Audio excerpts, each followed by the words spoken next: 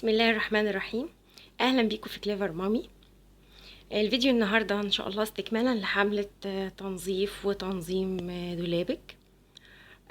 هتكلم النهارده ان شاء الله عن ضرفة المفروشات، مفروشات بشكل عام، فوط وملايات ومفارش كل حاجة. هي ضرفة انا عاملاها كلها للمفروشات الخاصة بي انا وزوجي. انا عامله لولادي في الحجره بتاعتهم كل حاجه خاصه بيهم هم. أه قبل اي حاجه في تنظيف الدولاب عامه بشكل عام، مش بس في الضرفه هنا، اول حاجه لازم اعملها رقم واحد هي ايه؟ واحد، اتخلص من الكراكيب واي حاجه ملهاش لازمه عندي في الدولاب دي اولا. تاني حاجه ابدا في التنظيف، دي تاني حاجة. تالت حاجة أبدأ في الترتيب وأفكر في أفكار جميلة تخلي شكل دولابي جميل، وبتساعدني على إن يبقى في حالة نفسية ومود عام كويس بالنسبة لي. أعتقد إن أنا كل ما أفتح ضرفة دولابي وألاقيها منظمة، ده بالنسبة لي هيبقى يعني مود حلو قوي ليا. هوريكوا افكاري اللي انا عملتها لضرفتي.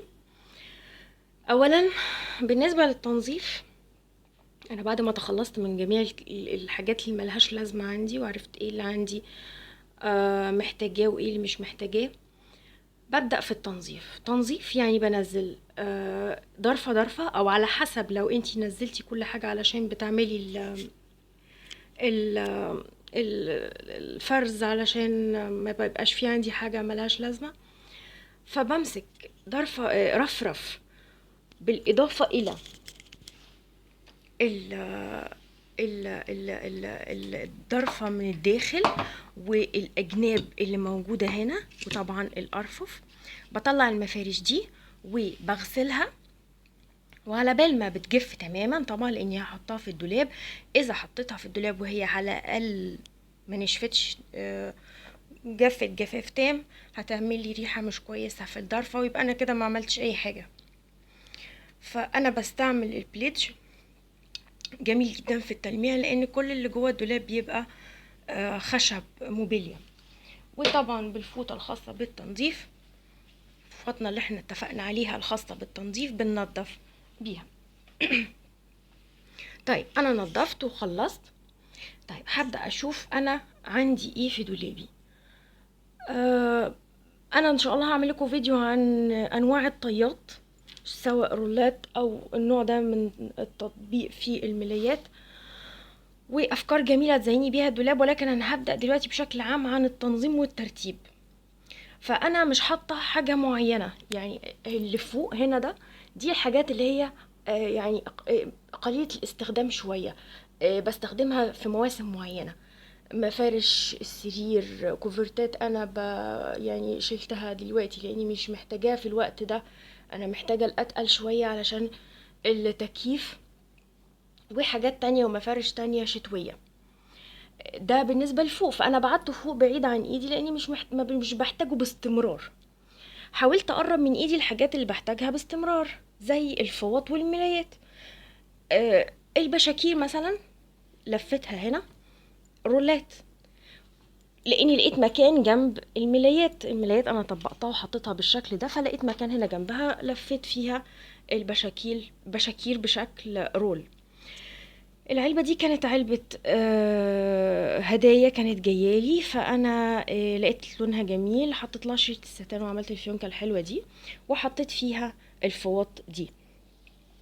الفوط دي كمان لفتها وشلتها هنا. الفوط دي والفوط اللي في البوكس ده، الاتنين دول خاصين بالضيوف. الفوط دي خاصة بالضيوف عندي. ليه؟ لاني انا عاملاها وجايباها الوانها زي الوان الحمام عندي، انا بشيلها للضيوف الحقيقة، هي والفوط دي. طيب انا بس هشيل دي ثواني عشان اوريكم الملايات ورا اهي.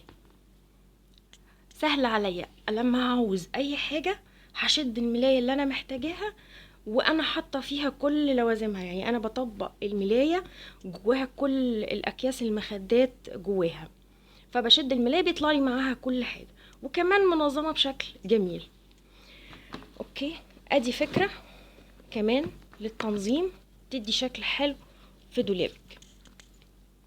اوكي، هنا كمان انا لفيت ده حجم معين من الفوط برضو لفيته رول، ووراها هنا بس هشيل دول عشان اوريكم، دي فوط برضو خاصة بالضيوف عندي. بعمل بيها اشكال معينة للضيوف بتدي شكل حلو في الحمام. هنا دي برضو ملايات تانية انا بستخدمها، بس استخدامها عندي قليل شوية. اوكي، فكده انا فرست لنفسي عشان حتى لما ببقى بتعامل مع جزء معين من الملايات ما تبقاش الدنيا زحمة قوي، فرست ده بعيد عن ده. اوكي، طيب الرف التاني. الرف اللي تحت خالص ده برضو بوكس كان جاي فيه هدايا، حطيت عليه الشريط ده بفيونكة جميلة تديني شكل ظريف، برضو حاطة فيها مفارش الخاصة بالريسبشن، واللي تحتها دول البرانس الخاصة بيا وبزوجي.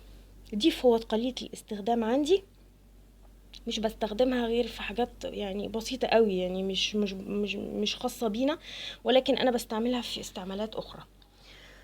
ده بالنسبة لترتيب وتنظيم ضرفة الفوط. ان شاء الله هعمل لكم فيديو عن ازاي نزين حمامنا بالفوط للضيوف باشكال جميلة وحلوة.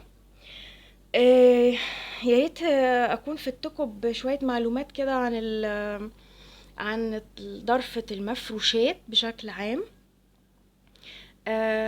استكمالا ان شاء الله للحملة في فيديوهات تانية كمان لبعض باقي ضرف الدولاب، مش هكتفي بضرفة واحدة كمثال، لا انا هعمل لكم ضرفة ان شاء الله عشان تساعدكم في افكار تزينوا بيها دولابكم وتنظموه بشكل يسهل عليكم الاستعمال اليومي للدولاب.